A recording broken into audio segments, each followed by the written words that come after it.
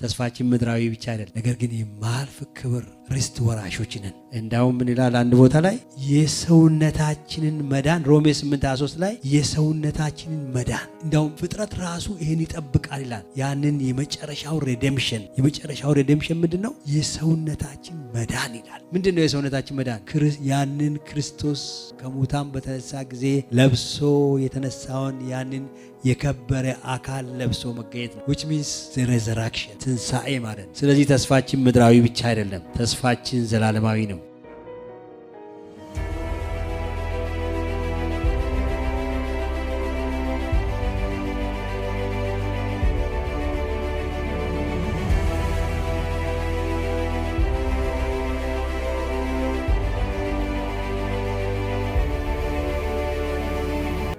ጌታን እናመሰግናለን። የዛሬውን ክፍላችንን አነብና ቀጥታ ወደ ትምህርቱ እንሄዳለን። የዛሬ ክፍላችን ገላትያ ምዕራፍ 4 ነው። ከቁጥር 1 ጀምሮ እስከ 11 ድረስ ያለውን በጌታ ስም አነባለሁ። ነገር ግን እላለሁ ወራሹ ሕፃን ሆኖ ባለበት ዘመን ሁሉ ምንም የሁሉ ጌታ ቢሆን ከቶ ከባሪያ አይለይም። ነገር ግን አባቱ እስከ ቀጠረለት ቀን ድረስ ከጠባቆችና ከመጋቢዎች በታች ነው። እንዲሁ እኛ ደግሞ ሕፃናት ሆነን ሳለን ከዓለም መጀመሪያ ተዘግተን ባሪያዎች ነበርን። ነገር ግን የዘመኑ ፍጻሜ በደረሰ ጊዜ እግዚአብሔር ከሴት የተወለደውን ከሕግም በታች የተወለደውን ልጁን ላከ፣ እንደ ልጆች እንሆን ዘንድ ከሕግ በታች ያሉትን ይዋጅ ዘንድ። ልጆችም ስለሆናችሁ እግዚአብሔር አባ አባት ብሎ የሚጮህ የልጁን መንፈስ በልባችሁ ውስጥ ላከ። ስለዚህ ከእንግዲህ ወዲህ ልጅ ነህ እንጂ ባሪያ አይደለህም። ልጅም ከሆንክ ደግሞ በክርስቶስ የእግዚአብሔር ወራሽ ነህ። ነገር ግን በዚያን ጊዜ እግዚአብሔርን ሳታውቁ በባህሪያቸውም አማልክት ለማይሆኑ ባሪያዎች ሆናችሁ ተገዛችሁ። አሁን ግን እግዚአብሔርን ስታውቁ ይልቅስ በእግዚአብሔር ስትታወቁ እንደገና ወደ ደካማ ወደሚናቅም ወደ መጀመሪያ ትምህርት እንዴት ትመለሳላችሁ? እንደገና ባሪያዎች ሆናችሁ ዳግመኛ ለዚያ ልትገዙ ትወዳላችሁን? ቀንና ወርን ዘመንንም ዓመትንም በጥንቃቄ ትጠብቃላችሁ። ምናልባት በከንቱ ለእናንተ ደክሜያለሁ ብዬ እፈራችኋለሁ ይላል። እግዚአብሔር የተመሰገነ ይሁን። እንግዲህ ቀደም ብለን ምዕራፍ 1 ምዕራፍ 2 ምዕራፍ 3 ስናጠና ስለነበረ ባክግራውንዱን ስለምታውቁት ይሄ ዛሬ ያነበብኩላችሁ ክፍል ግራ አይላችሁም ብዬ አምናለሁ። ምክንያቱም ሐዋርያ ጳውሎስ ቀደም ብሎ ከገላትያ ሰዎች ጋር የነበረውን አለመግባባት በኢየሩሳሌም ጉባኤ ላይ ከፈታ በኋላ በሁለተኛ ደረጃ የተሰለፈው ምንድነው? ያንን ክፉዎች የዘሩትን ዘር ወይ ደግሞ መጥፎ ዘር ለመንቀል እና እነዚህ ሰዎች ወደ እምነት ሪስቶር ለማድረግ ለመመለስ ከምዕራፍ 3 ጀምሮ በተከታታይ በጣም ጠንከር ያሉ ቴዎሎጂካል ወይም ዶክትሪናል የሆኑ እውነቶችን እያስተማራቸው ነው። ስለ ደህንነት፣ ስለ መዳን እና ስለ መዳን ምስጢር በደንብ አድርጎ እየገለጠላቸው እንደሆነ አይተናል። ባለፈው ጊዜ መዳን በእምነት እንደሆነ የሕግ ስራ ወይ ደግሞ የሕግ ሚና ምን እንደነበረ ለምን ሕግ እንደተሰጠ ያንን በዝርዝር ያሳየበት ትምህርት ተምረናል። በምዕራፍ 2 በምዕራፍ 3 ላይ ማለት ነው። ወደ ምዕራፍ 4 ሲመጣ ደግሞ አሁን እንደ እግዚአብሔር ሰዎች እንደ እግዚአብሔር ልጆች አሁን ማደግ የሚገባን ጊዜ እንደሆነ በተረዳነው በዛ እውነት መሰረት ቀደም ብሎ ባሳየው ዶክትሪናል ትምህርት ወይ ደግሞ ቴዎሎጂካል ትምህርት መሰረት ያንን መሰረታችን አድርገን አሁን ያንን እውነት በመረዳት ወደ እድገት መምጣት እንዳለብን እያሳያቸው ነው ያለው። እግዚአብሔር የተመሰገነ ይሁን። እና ስለ ሕፃንነትና ስለ ልጅነት ይናገራል። ልጅ እና ሕፃን እያለ ይናገራል ማለት ነው። እመጣለሁ ትንሽ ጊዜ ወስጄ ያችን ሐሳብ ለማብራራት እሞክራለሁ። ትልቁ ወግ አጥባቂዎች ያመጡት በቤተ ክርስቲያኑ ላይ ያመጡት አደጋ ምንድነው? ከእግዚአብሔር ሐሳብ ከእግዚአብሔር ጸጋ ሰዎቹን በመለየት ሕግን በመጠበቅ የተሻለ መንፈሳዊ እድገት የሚያገኙ አስመስለው ስላቀረቡላቸው የበሰለ ክርስቲያን የሚሆኑ አስመስለው ስላቀረቡላቸው ያንን ዘር በመዝራታቸው ትልቅ አደጋ ነበረ በክርስቲያኖች ላይ ያደረሱት። ምክንያቱም ወዴት ነው የመለሷቸው? ወደ እድገት በመውሰድ ፋንታ እንዳውም እንደገና ወደ ሕፃንነት ነው የወሰዷቸው።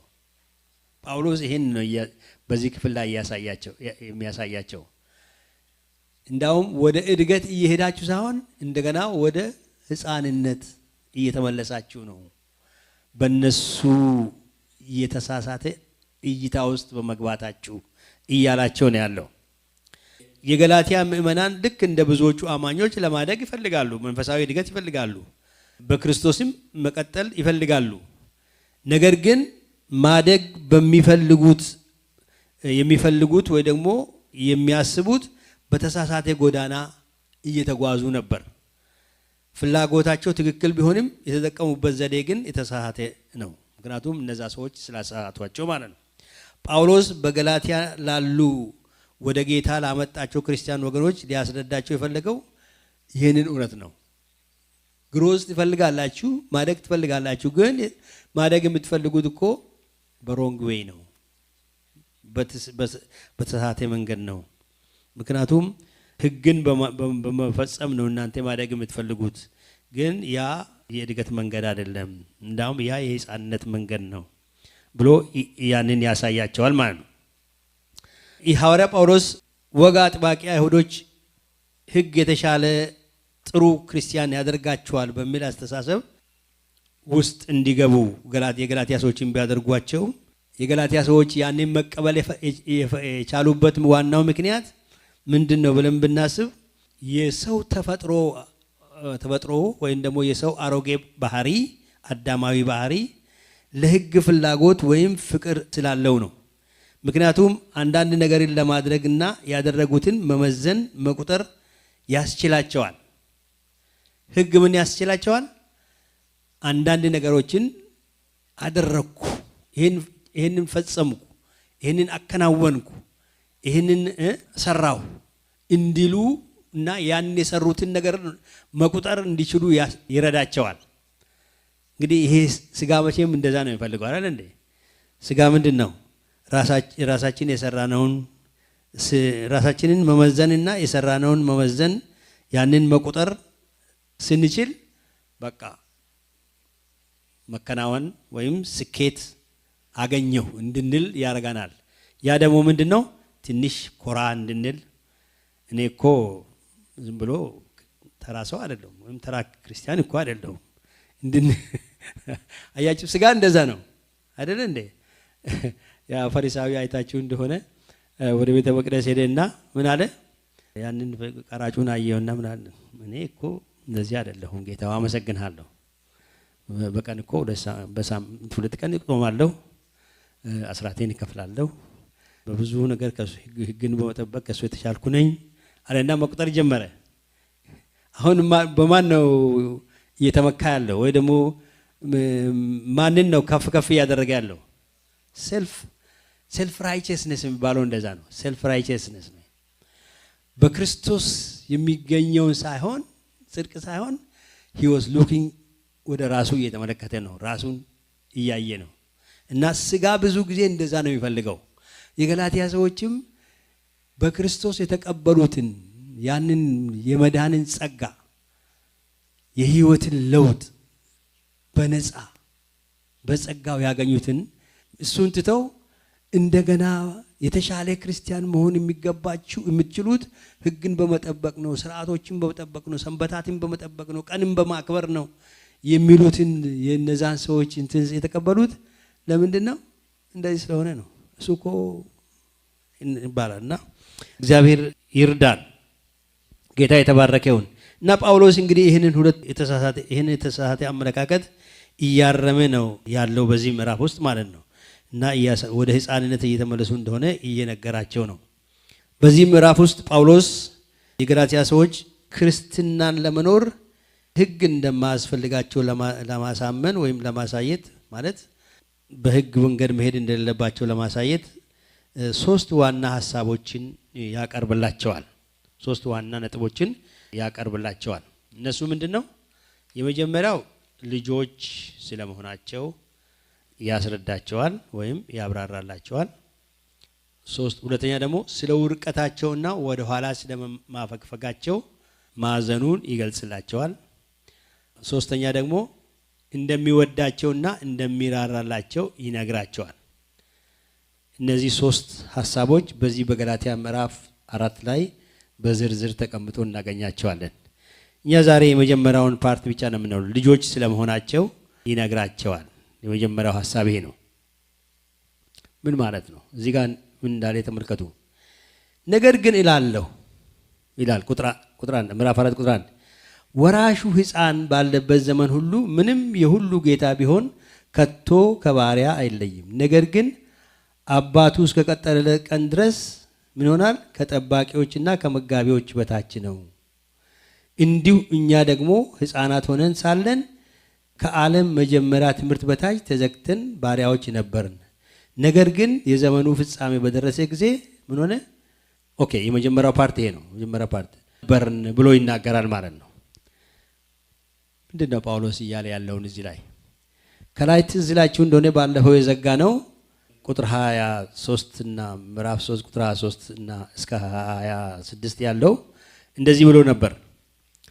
እምነት ሳይመጣ ሊገለጥ ላለው እምነት ተዘግተን ከሕግ በታች እንጠበቅ ነበር። እንደዚሁም በእምነት እንጸድቅ ዘንድ ሕግ ወደ ክርስቶስ የሚያመጣ ሞግዚታችን ሆነዋል። እምነት ግን መጥቷል። ከእንግዲህ ወዲህ ከሞግዚት በታች አይደለንም። በእምነት በኩል ሁላችሁም በክርስቶስ ኢየሱስ የእግዚአብሔር ልጆች ናችሁና ብሎ ነበር እዛ ላይ ያየነው ባለፈው። እንግዲህ ምን እያደረገ ነው ጳውሎስ? ሁለት ሐሳቦችን ወስዶ ይህንን ያለውን ኮንሰፕት እንዲረዱ ሊያስረዳቸው እየሞከረ ነው። ምንድናቸው ሁለቱ ሐሳቦች? አማኞች ከመዳናቸው በፊት የነበራቸውን ሕይወት እንደ ልጅና እንደ ባሪያ እንደነበሩ ያሳያቸዋል። ከዳኑ በኋላ ደግሞ እንደ አዳልትስ እና እንደ ወንድ ልጆች እንደ እግዚአብሔር ወንድ ልጆች እንደሆኑ ያነጻጽራቸዋል። ራሳቸውን የቻሉ ወይ ደግሞ ወደ አዋቂነት ደረጃ እንደተሸጋገሩ እንደ እግዚአብሔር ወንድና ሴት ልጆች ራሳቸውን እንዲያዩ ይነግራቸዋል። ይህንን የሚጠቀመው ልክ በሮም መንግስት ስርዓት ውስጥ የነበረውን የሶሻል የሶሳይቲውን ልምምድ በመውሰድ ነው ያንን የሚያደርገው ማለት ነው። በዛን ጊዜ ምን ነበረ? አይሁዶቹም ሆኑ ሮማውያን ወይም ግሪኮች አንድ ሰው ከልጅነት ወደ አዋቂነት የሚሸጋገርበት እድሜ ክልል ላይ ሲደርስ የሚያደርጉት ስርዓት አላቸው። አይ ቲንክ በዚህም ሀገር አለ ይመስለኛል። 13 ዓመት ነው ሲሞሉ ልጆች የሚያከብሩላቸው ነገር አላቸው። 13 ዓመት ነው 16 ዓመት እና እንደዚህ አይነት ነገር አለ እና በሮም ግዛት ውስጥም እንደዚህ አይነት ነገር አለ።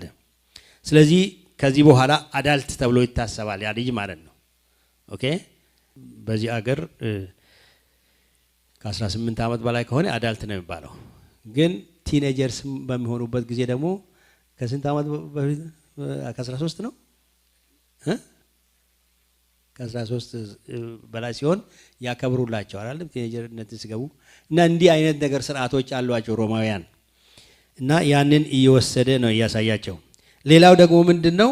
በዚህ በገላትያ ምዕራፍ 4 ቁጥር 1 ላይ እንዳለው ወራሹ ሕፃን ሆኖ ባለበት ዘመን ከቶ ከባሪያ አይለይም የሚል አባባል ይጠቀማል። ነገር ግን እላለሁ ወራሹ ሕፃን ሆኖ ባለበት ዘመን ሁሉ ምንም የሁሉ ጌታ ቢሆን ከቶ ከባሪያ አይለይም ብሎ ይናገራል። ምን ማለት ነው? በሮማውያን ስርዓት ማለት ነው። በሮማውያን ስርዓት ሕፃናት ልጅ ከተወለደ በኋላ እነዚህ ትላልቅ ቤተሰቦች ልጆቹን የሚቆጣጠሯቸው ባሪያዎችን የባሪያ ስርዓት ነው። የሮም ስርዓት እንደምታውቁ ባሪያ አሳይን ያደርጉላቸዋል። ያ ልጅ ያ ሰው ይጠብቃቸዋል፣ ከአደጋ ከንትን እንግዲህ ያው ምን ባለው ቻይልድ ኬር እንደሚባለው ማለት ነው በአሁኑ ጊዜ በሌላ መንገድም ቢሆን ግን ባሪያ ነው የሚጠብቀው ያኔ እና ምናልባት ወላጆች ደግሞ በተለያየ አደጋ ቢለዩ ደግሞ ምን አላቸው እንትኖች አሏቸው ይሄ ሪስፖንሲቢሊቲ የሚወስዱ እንትን ምንድነው ባሉት ጋርዲያንስ እና ስቲዋርድስ የሚባሉ እነዚህ መጋቢዎች እዚህ ጋር ምንድነው ያለው ጳውሎስ ሲጠቀም ቃሉን ነገር ግን እስከ ቀጠለ ድረስ ከጠባቂዎችና ከመጋቢዎች በታች ይላል። ጠባቂዎቹ ባሪያዎች ሲሆኑ ያው ዴይሊ ልጁ መንከባከብ ነው አደጋ እንዳይደርስበት ችግር እንዳይገጥመው ቢወድቅ ምን ከእንደዚህ አይነት ነገሮች እንክብካቤ ያደርጋል ማለት ነው። እነዚህ መጋቢዎች የሚባሉት ግን ንብረቱን ያስተዳድሩለታል ማለት ነው። ንብረቱን ይቆጣጠሩለታል ማለት ነው። ፋሚሊው ምናልባት አባት ቢሞት ወይም ደግሞ ቤተሰብ ከሌለ ይቆጣጠሩለታል ማለት ልጁ ምን እስከምን ድረስ ራሱን ችሎ ንብረቱን እስከሚረከብ ድረስ ማለት ነው። ኦኬ ስለዚህ በዛን ጊዜ ምን አለ ጳውሎስ እንግዲህ ወራሹ ሕፃን ሆኖ ባለበት ዘመን ምንም የሁሉ ጌታ ቢሆን ይላል የንጉስ ልጅ ቢሆን የራስ ልጅ ይሁን የደጃዝማች ልጅ ይሁን በኢትዮጵያ ቋንቋ ወይም ደግሞ የአንድ የእንግሊዝ በእንግሊዞች ደግሞ ሎርድስ ምናምን ባሉ ሊሆኑ ይችላሉ ግን ማንኛውም ቢሆን ብቻ ግን በእነዚህ ትእዛዝ ስር ነው ያለው።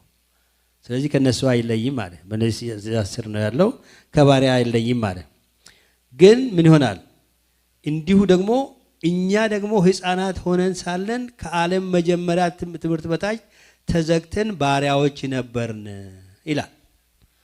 እኛ የሚለው እንግዲህ ማን ነው ያው ያላመኑትን ወይም ደግሞ እስራኤልን ነው በተለይ ምክንያቱም እነሱ ናቸው። እስራኤል ምን ስር ነበረ በዛን ጊዜ በሕግ በታች ነበረ። ሕግ ነው እንግዲህ አሁን ሕግ ሞግዚት ነው ብሎ ከላይ ነግሮናል። ሕግ ሞግዚት ሆኖ ወደ ክርስቶስ የሚያመጣ ሞግዚታችን ሆነ ብሏል። ስለዚህ እስራኤል ምን ስር ነበረ ክርስቶስ እስኪመጣ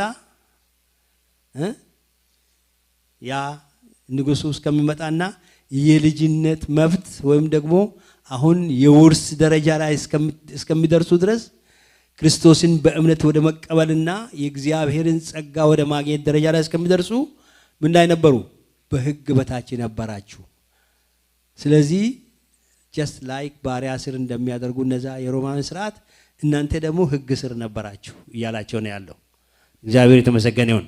ስለዚህ ከሕግ በታች ስለነበሩ ልክ በእስራት ስር ነበራችሁ በዓለም የመጀመሪያ ትምህርት በታች ነበራችሁ ይላቸዋል። በዓለም የመጀመሪያ ትምህርት በታች ነበራችሁ ይላቸዋል። ምንድነው ይሄ ዓለም የመጀመሪያ ትምህርት የሚለው? የሕፃናት ሆነን ከዓለም መጀመሪያ ትምህርት በታች ተገዝተን ነበርን ይላል። ይሄ ዓለም መጀመሪያ ትምህርት የሚለውን primary things ይለዋል እንግሊዘኛው the primary things ይለዋል። primary things ምንድናቸው? አሁን ለምሳሌ ቋንቋ ለመማር ፕራይመሪ ነገር ምንድነው? ፕራይመሪ ነገር ኤቢሲ ነው አይደል? ኤቢሲዲ መጀመሪያ መማር ያስፈልጋል አይደል? እንዴ ለማንበብም ወርድን ለማወቅም ፕራይመሪው ነገር ምንድነው? ኤቢሲዲ ማወቅ ነው። ስለዚህ ሃሁ ነው ማለት ነው። ስለዚህ የእምነት ሃሁ የመንፈሳዊ ነገር ሃሁ ስር ነበራችሁ። ሕጉ ምን ነበር የሚያሳያቸው? ስለ አምልኮ፣ ስለ መስዋዕት ማቅረብ ለእግዚአብሔር ስለመታዘዝ ስለተለያዩ ነገሮችን በሕጉ ስር ነበር የሚማሩት። ስለዚህ የሃይማኖት ሃሁ ስር ነበራችሁ ይላቸው ነበር ግን እንጂ ወደ ዋናው ነገር ወደ ሙላቱ ወደ መገለጡ ሙሉን ነገር ወደ መቀበሉ አልደረሳችሁም ነበር። ምክንያቱም ሙሉ ነገር እውነተኛውን መገለጥ የምትቀበሉት ክርስቶስ ሲመጣ ነው። እሱ ነው አልፋና ኦሜጋ የመጀመሪያውና የመጨረሻ። አልፋና ኦሜጋው ማን ነው? የእግዚአብሔር ነገር ሙላት ያለው የተገለጠው በማን ነው? በክርስቶስ ነው። ስለዚህ ወደ ክርስቶስ ከመጣ ድረስ በመጀመሪያ ትምህርት ስር ነበራችሁ ይላቸዋል ማለት ነው። እግዚአብሔር የተመሰገነ ይሁን። ስለዚህ ይህን የመጀመሪያ ነገር ያሳያቸዋል ማለት ነው። እነዛ ስርዓቶች የተሞሉት በምንድን ነው? በሕግ ክብረ በዓሎችን ሴሬሞኒስን በማክበር በእንደዚህ አይነት ስርዓቶች ውስጥ ነበሩ። የአይሁድና ሃይማኖት ዘሌዋውያንን ብታነቡ ዘኍልቅን ብታነቡ እንደውም ዘዳግም ብታነቡ ይሄንን ታገኛላችሁ ማለት ነው። ግን ያ ሁሉ ወዴት የሚያመለክተው? ወደ ክርስቶስ ነው። ወደዚያ ወደ ሊመጣ ወዳለው ወደ አዳኙ ነው የሚያመለክተው። ጥላ እነዛ ሁሉ ጥላ ናቸው። ወደዛ የሚያመለክት ስርዓት ነበር። በዛ ስር ነበራችሁ ይላቸዋል ማለት ነው። ቀጥሎ ምን ይላል? ስለዚህ ልጆች ናችሁ፣ ግን እስራኤሎች ማለት ነው ልጆች ነበሩ፣ ግን ያደጉ ልጆች አልነበሩ። እንግዲህ ልጅነት የሚባለው ምንድነው?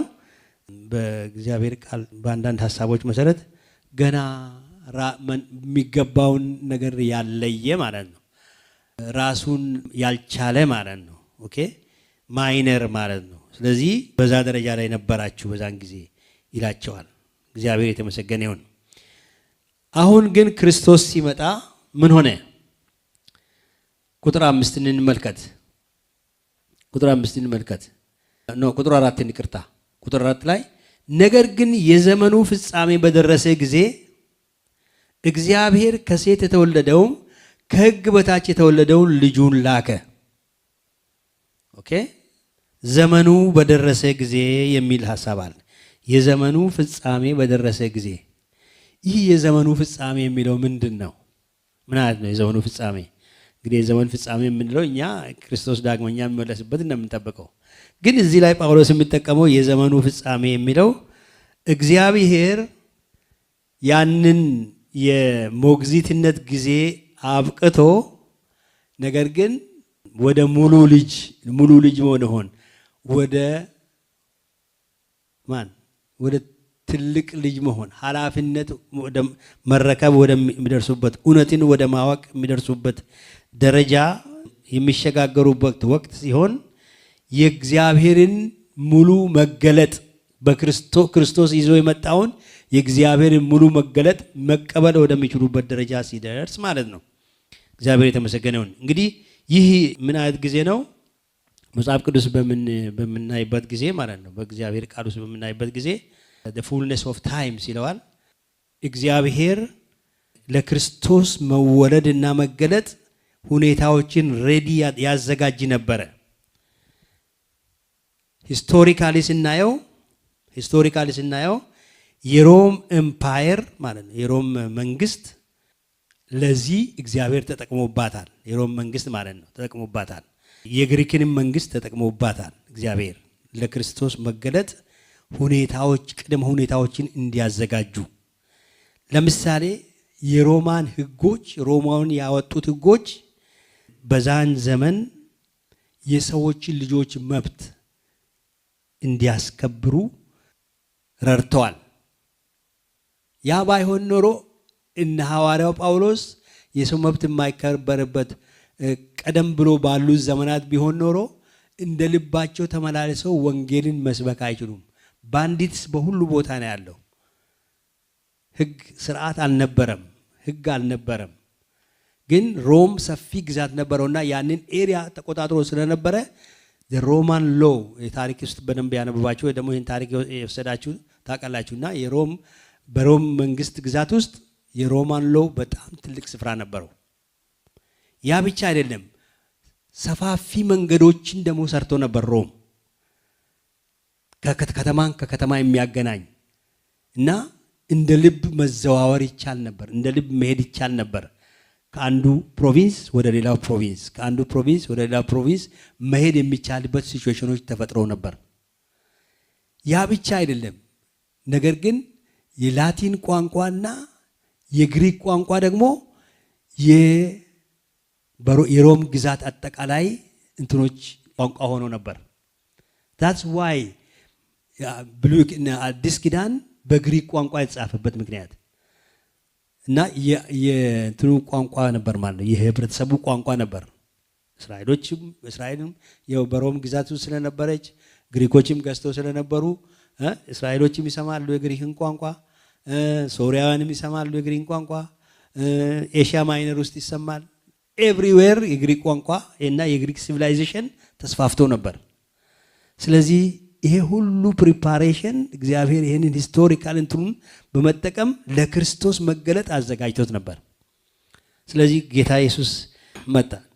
ሪሊጂየስሊ ደግሞ ስትመለከቱ በሪሊጂየስ አንፃር ደግሞ ስትመለከቱ መጀመሪያ ብዙ ጣዖት አምልኮች ነበሩ። ግን ሰው ሁሉ የተለያየ አማልክቶቹን በመማፀን ምንም እርዳታ ማግኘት እንደማይችል ያወቀበትና ሪሊጂየስ ባንክራፕሲ የተፈጠረበት ወቅት ነበር። የሃይማኖት ኪሳራ የደረሰበት ጊዜ ነበር። ምክንያቱም መጥቶ የሮም ትዝላችኋል፣ ሶሪያ መንግስት መጥቶ እስራኤል ሕዝቅያስን ሲገዳደረው የእስራኤል አምላክ ያድናኛል ይታደገናል ብላችሁ ሕዝቅያስ አታላችሁ ከሶሪያውያን ነገስታት እጅ ማንኛውም አማልክት ህዝቡን ሊታደግ አልቻለም ብሎ ሲዝትበት ሕዝቅያስ ላይ ትዝላችኋል። እግዚአብሔር የተመሰገነ እና የሮም መንግስት ሁሉንም እየፈጨ ስለነበረ አማልክቶቻቸው ሁሉ ምንም የማይረዷቸው ምንም የማይጠቅሟቸው የማያድኗቸውን እንደሆነ የዓለም ህዝቦች ገብቷቸው ነበር።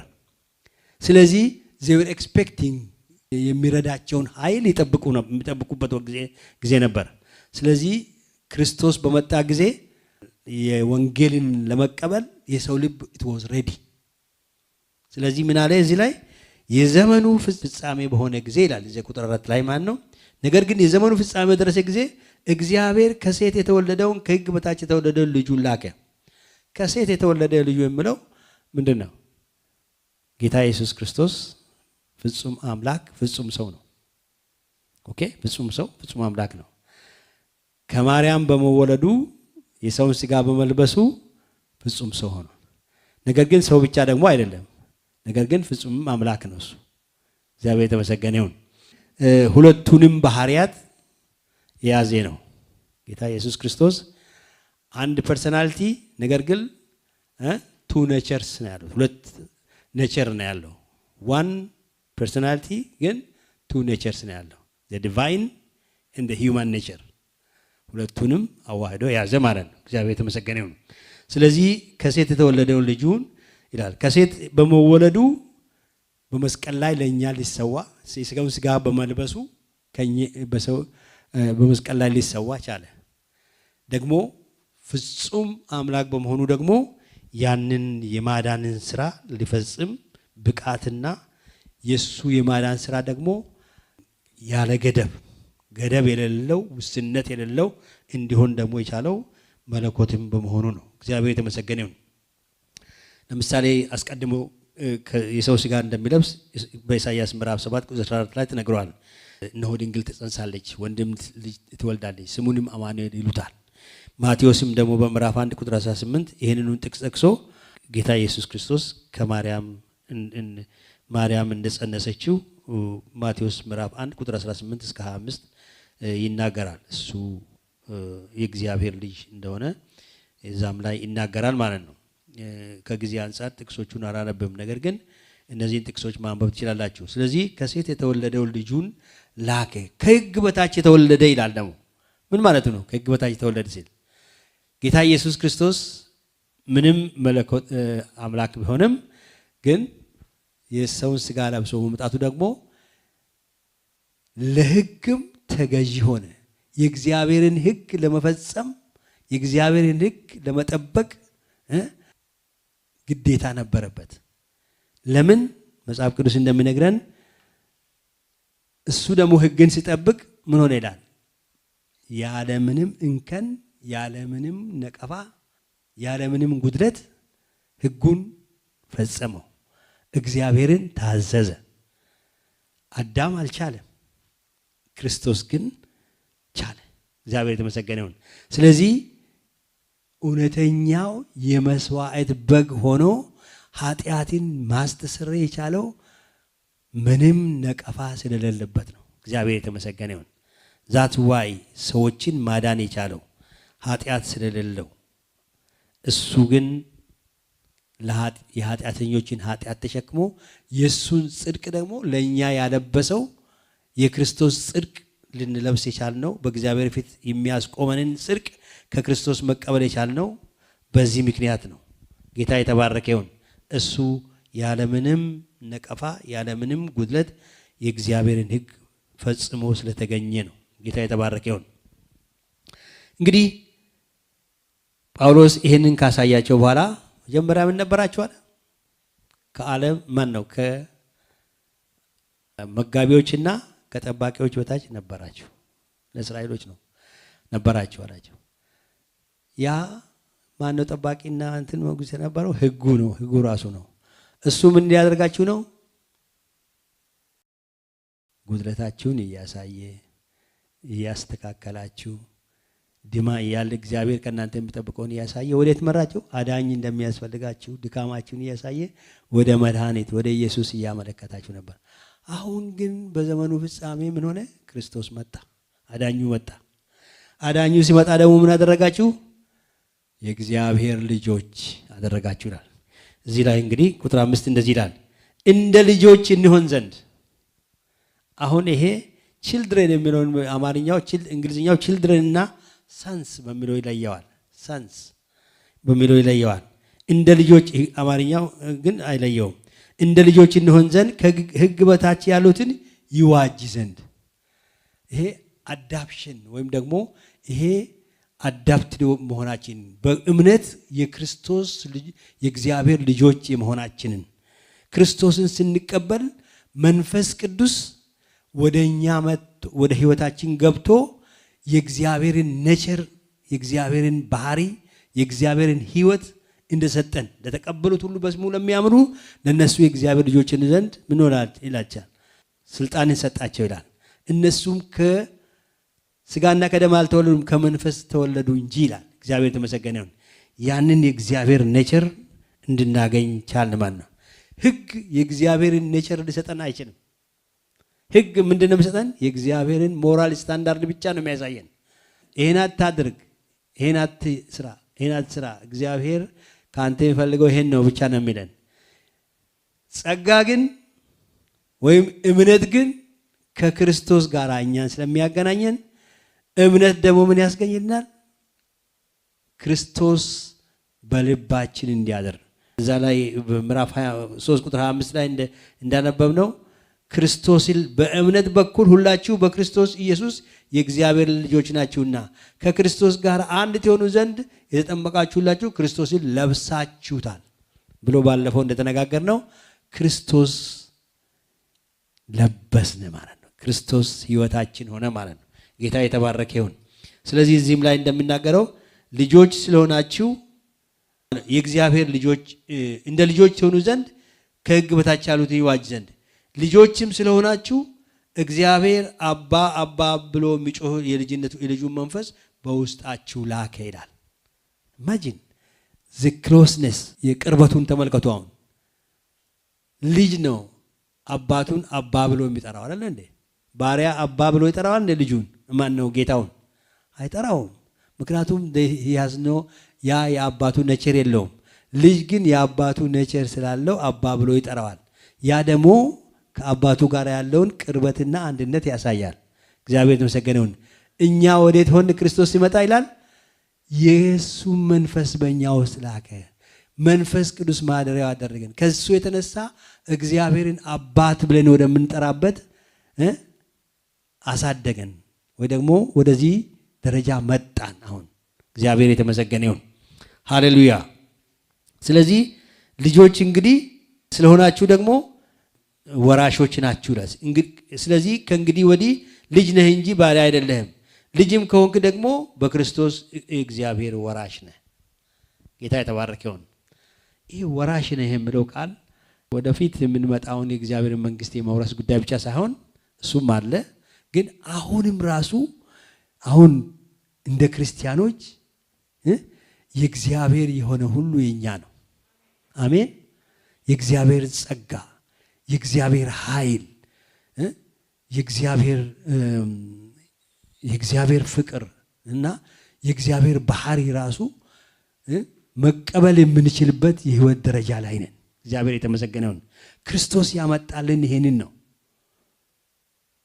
ስንቶቻችን ሐሴት እናደርጋለን በዚህ ክርስቲያን መሆን ከወዴት ጌታን መቀበላችን ከጌታ ጋር መገናኘታችን የጌታ ልጆች መሆናችን ከየት ወዴት እንዳነሳን ተመልከቱ። ያንን ነው እነዛ ማናቸው እነዛ ፈሪሳውያን ከፈሪሳውያን ወገን የመጡት እነዛ ወግ አጥባቂዎች ያንን ነው እንደገና ሪቨርስ ያደረጉባቸው። ጳውሎስ ይህንን ነው በዚህ ነው የተናደደው። ምንድነው ያደረጋቸው? ከልጅነት እንደገና ወደ ባርነት ሕግን ወደ መጠበቅ ወይም በሕግ ስር ወደ መሆን መለሷቸው። that is the wrong way ልታድጉ አትችሉም። አሁን ግን ክርስቶስ የሰጣችሁን ያንን ጸጋና ያንን መንፈሳዊ በረከት ያንን ከእግዚአብሔር ጋር የሚኖራችሁን አንድነት የእግዚአብሔርን አባትነት ወዴት ልትተው ነው እያላቸው ነው። እግዚአብሔር የተመሰገነ ይሁን።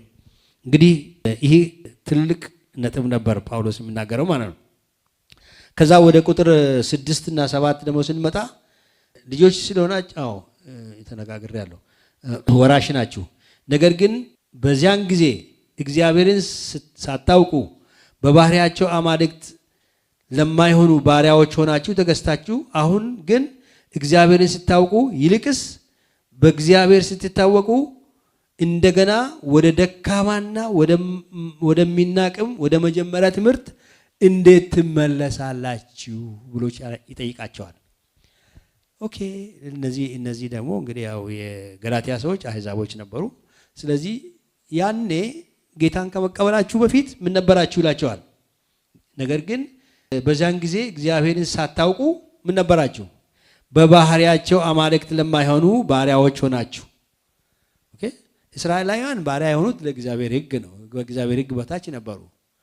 ምክንያቱም ኦልሬዲ እግዚአብሔር አብርሃምን ጠርቶ ለይቶ በሙሴ በኩል ሕግ ሰጥቶ የእግዚአብሔርን ነገር ነግሯቸው በሕግ ስር ነበሩ። ኦኬ እንደ እስራኤሎች ያ የተለየ ነው። እነዚህኞቹ ግን አህዛቦቹ ግን ምን ነበሩ? በባህሪያቸው አማልክት ለማይሆኑ ባሪያዎች ሆናችሁ ሳላችሁ ተገዛችሁ ይላቸዋል።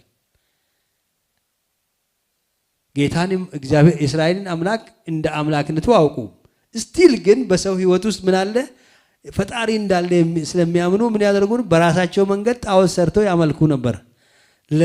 ለነዛ በባህሪያቸው አማልክት ላልሆኑ ባሪያዎች ነበራችሁ። ስለዚህ ታውቁታላችሁ የባርነትን ነገር። ኦኬ የባርነትን ነገር ታውቃላችሁ ተገዝታችሁ። አሁን ግን ምን ሆናችሁ? ክርስቶስን በመቀበላችሁ እግዚአብሔርን ስታውቁ እውነተኛውን አምላክ አወቃችሁ። እውነተኛውን ጌታ ተገናኛችሁ። ፈጣሪያችሁ ጋር ተገናኛችሁ። አባት ብሎ የሚጮኸውን የልጅነትን መንፈስ ተቀበላችሁ። ሕይወትን ተቀበላችሁ። ኦኬ እንደገና ወደ ደካማና ወደሚናቅ መጀመሪያ ትምህርት፣ ቅድም የመጀመሪያ ትምህርት የሚለው ኤቢሲ የሚለውን ቅድም ተነጋግረናል። እንደገና ወደዛ እንዴት ትመለሳላችሁ እያላቸው ነው። እግዚአብሔር የተመሰገነ ይሁን። እንደገና ባሪያዎች ሆናችሁ ዳግመኛ ለዛ ልትገዙ ትወዳላችሁን? ያ ባርነት ነው የምትፈልጉት? እንደገና ይላቸዋል። ነፃነትን እኮ ክርስቶስ ሰጥቷቸዋል። የእግዚአብሔር ልጅነት መብት ሰጥቷቸዋል። ይህኛው አይሻላችሁ እያላቸውን ማለት ነው። ቀንንና ወርን ዘመንን ዓመትንም በጥንቃቄ ትጠብቃላችሁ። ኦኬ በዛ እንግዲህ ምንድን ነው ያው በአሕዛቡም ስርዓት ብትሄዱ በእስራኤላዊ ባልሆነ ማለት ነው። በእስራኤላዊም ስርዓት ቢሆን ወራት አሉ፣ በዓላት አሉ።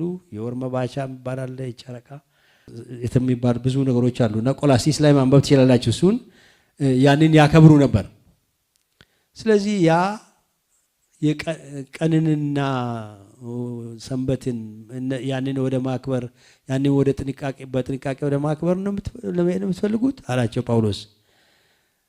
እንግዲህ እዚህ ላይ አንዳንድ ጥያቄ ምናልባት ሊነሳባችሁ ይችል ይሆናል። ለምሳሌ አሁን እኛም ዛሬ ማለት ነው ገናን እናከብራለን፣ ፋሲካን እናከብራለን። ኃጢአት ነው እንዴ? ኃጢአት ነው። ታዲያ ምን ማለት ነው ጳውሎስ? እንዴት ታዩታላችሁ? ገናን ስታከብሩ ወይም ደግሞ የጌታን ልደት ስታከብሩ እድንበታለሁ ብላችሁ ነው? መዳን እናገኛለሁ ብላችሁ ነው? አይደለም። ለመዳን ሳይሆን ወይ ደግሞ የመዳን መንገድ ይሆንልኛል ወይ ደግሞ አንድ ጽድቅ ይጨምርልኛል ብላችሁ ሳይሆን ነገር ግን ያን ጌታ የተወለደውን ጌታ ወይ ደግሞ ያገኛችሁትን ያዳናችሁን ጌታ በማሰብ ጌታን በማክበር ነው ለማክበር ነው ማን ነው ለማመስገን እሱን ለማሰብ ነው የምታከብሩት እንጂ ጽድቅ ይጨምርላል ብላችሁ አይደለም ማለት። የብሉይ ኪዳኑ ግን ምንድነው የጽድቅ ጉዳይ ነው። ኦኬ ይሄ ነገር መጠበቅ ስላለበት ነው።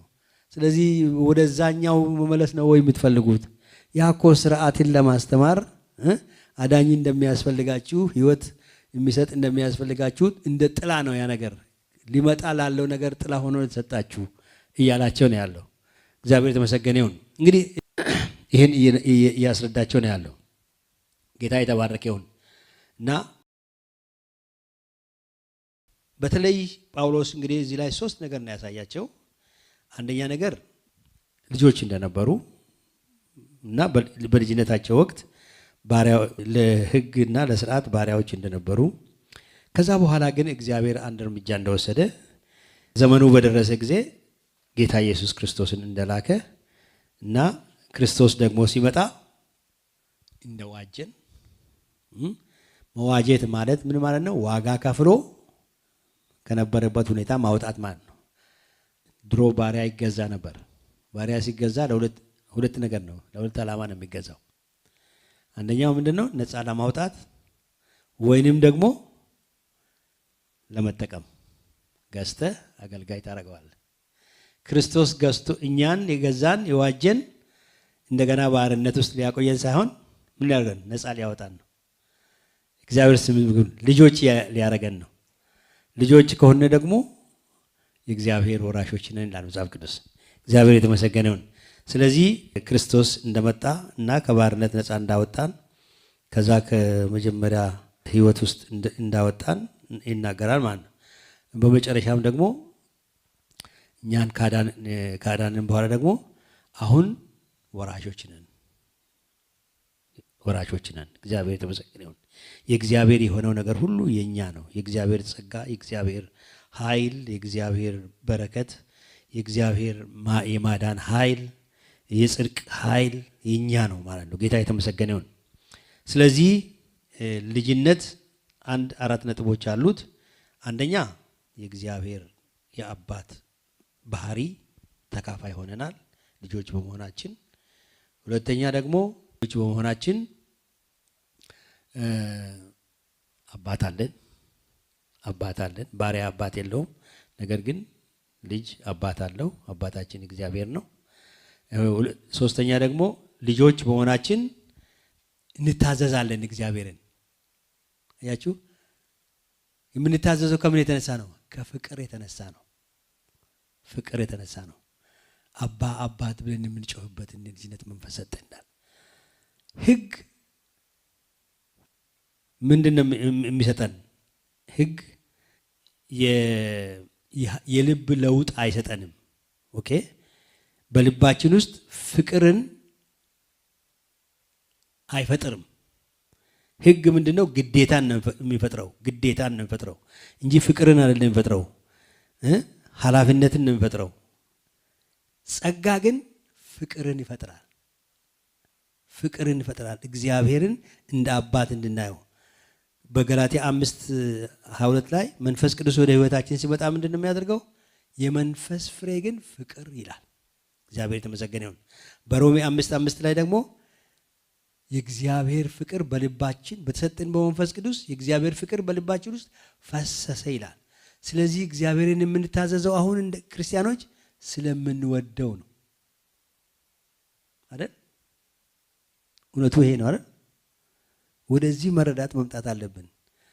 ጌታን የማታሳዝኑት ልትለዩ ስለማትፈልጉ ስለምትወዱት መሆን አለበት።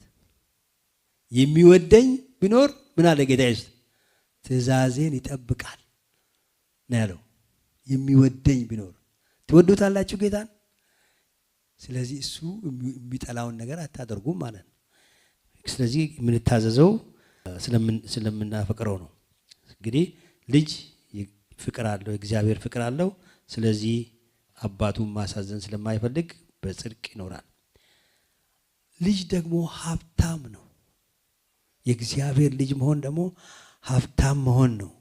ሀብታም ስል በስጋ አይደለም፣ ነገር ግን በማንኛውም ሁኔታ። ስለዚህ የእግዚአብሔር የሆነ ሁሉ የኛ ነው። የእግዚአብሔር መንግስት ወራሾች ነን። ልጆች ስለሆናችሁ ደግሞ ምን አለ እዚህ ላይ ቁጥር ወራሾች ናችሁ፣ የእግዚአብሔር ወራሾች ናችሁ ይላል ቁጥር 6 ላይ። እግዚአብሔር የተመሰገነ ይሁን። ስለዚህ we are heirs፣ ወራሾች ነን። እግዚአብሔር የተመሰገነ ይሁን። እስቲ ወራሽ ነኝ ይበሉ። እግዚአብሔር ይመስገን። ዛሬ የሚጎላችሁ ነገር አለ? አሁን ይሄ ኤሌክትሪክ እንትን አለ አይደል? ኤሌክትሪክ ምን ነበር? አውትሌት አለ። አንድ ሙቀት ብንፈልግ ወይንም ደግሞ ሙዚቃ መጫወት ብንፈልግ ፓወሩ ኦልሬዲ አለ አይደል? ምንድነው የምናደርገው? ፕላግን ማድረግ ብቻ ነው አለ። ከዛ በኋላ የምንፈልገውን መስማት ነው። ለምን? there is power እዛ ጋር አለ። የእግዚአብሔርም ነገር እንደዛ ነው። ሁሉ ነገር የእግዚአብሔር ነገር አቬሌብል ሆኖልናል። ባይ ፌይት ፕላግን ማድረግ ብቻ ነው የሚያስፈልገን። የእምነት ኮንታክት ብቻ ነው የሚያስፈልገን። ፈውስ ነው፣ ክርስቶስ ኢየሱስ ፈዋሻችን ነው። ሰላም ነው፣ ክርስቶስ ኢየሱስ ሰላማችን ነው። እረፍት ነው፣ ክርስቶስ ኢየሱስ እረፍታችን ነው። ምንድን ነው የምንፈልገው? ፍቅር ነው። በተሰጠን በመንፈስ ቅዱስ የእግዚአብሔር ፍቅር በልባችን ፈሰሰ ይላል መጽሐፍ ቅዱስ። ኦኬ። ስለዚህ የሚያስፈልገን ነገር ከጌታ ለመቀበል ሁሉ የእግዚአብሔር ጸጋ አቬሌብል አድርጎልናል። ጌታ የተመሰገነ ይሁን። የመጨረሻው ልጅ ፊውቸሪቲ ያለው ጌታ ኢየሱስ ይመጣል። አሜን። ዳግመኛ ይመጣል። የዘላለም ሕይወት ተስፋ አለን። ተስፋችን ምድራዊ ብቻ አይደለም፣ ነገር ግን የማያልፍ ክብር ርስት ወራሾች ነን። እግዚአብሔር የተመሰገነ ይሁን። እንዳውም ምን ይላል አንድ ቦታ ላይ የሰውነታችንን መዳን ሮሜ 8:23 ላይ የሰውነታችንን መዳን እንዳውም ፍጥረት ራሱ ይሄን ይጠብቃል ይላል። ያንን የመጨረሻው ሬዴምፕሽን ምንድነው? የሰውነታችን መዳን ይላል። እግዚአብሔር የተመሰገነ ይሁን። ምንድነው የሰውነታችን መዳን? ያንን ክርስቶስ ከሙታን በተነሳ ጊዜ ለብሶ የተነሳውን ያንን የከበረ አካል ለብሶ መገኘት ነው። which means the resurrection ትንሣኤ ማለት ነው። አሜን። እኔ የትንሣኤ ሕይወት ይጠብቀኛል በሉ እስቲ። ኢየሱስ ጌታ ነው። ስሙ ለዘላለም ብሩክ ይሁን። ስለዚህ ተስፋችን ምድራዊ ብቻ አይደለም፣ ተስፋችን ዘላለማዊ ነው። ሃሌሉያ። በጌታ የተቀበልነው ይሄንን ነው። ስለዚህ ይሄንን ተረዱ እያለ ነው። ጌታን እናመሰግናለን። እኛም ወደዚህ መረዳት ጌታ ያምጣን።